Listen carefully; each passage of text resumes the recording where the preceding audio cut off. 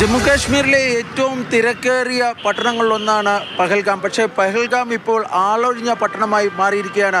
വിനോദസഞ്ചാരികൾ ആരും തന്നെ ഈ പഹൽഗാം ഭീകരാക്രമണത്തിന് ശേഷം അവിടേക്ക് വരുന്നില്ല. പുറത്തു നിന്ന് വരുന്നത് മാധ്യമപ്രവർത്തകർ മാത്രമാണ്. വിനോദസഞ്ചാരികൾക്ക് ഉൾപ്പെടെ കർശന വിലക്കാണ് ഏർപ്പെടുത്തിയിട്ടുള്ളത്.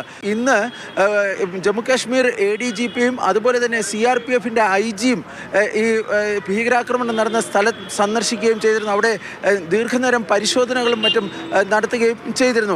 ഈ ആക്രമണത്തിന് പിന്നിൽ പ്രവർത്തിച്ച ഭീകരർക്കായുള്ള തെരച്ചിൽ ഇന്നും ഈ പഹൽഗാമിൻ്റെ ചുറ്റുപാടുമുള്ള വനമേഖലകളിൽ സജീവമായി നടന്നിരുന്നു.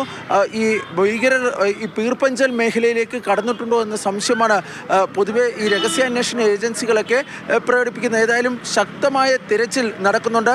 വരും ദിവസങ്ങളിൽ തന്നെ ഇവരെ കണ്ടെത്താൻ വേണ്ടി കഴിയുമെന്നാണ് ഈ അന്വേഷണ ഉദ്യോഗസ്ഥരും മറ്റും പറയുന്നത്. 5 പേരാണ് ഈ ഭീകരാക്രമണത്തിൽ നേരിട്ട് പങ്കെടുത്തത്.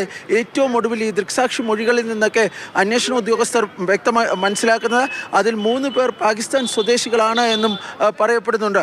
ഏതായാലും ഈ അന്വേഷണവുമായി ബന്ധപ്പെട്ട കാര്യങ്ങൾ വളരെ ശക്തമായി തന്നെ പുരോഗമിക്കുകയും ചെയ്യുന്നുണ്ട്.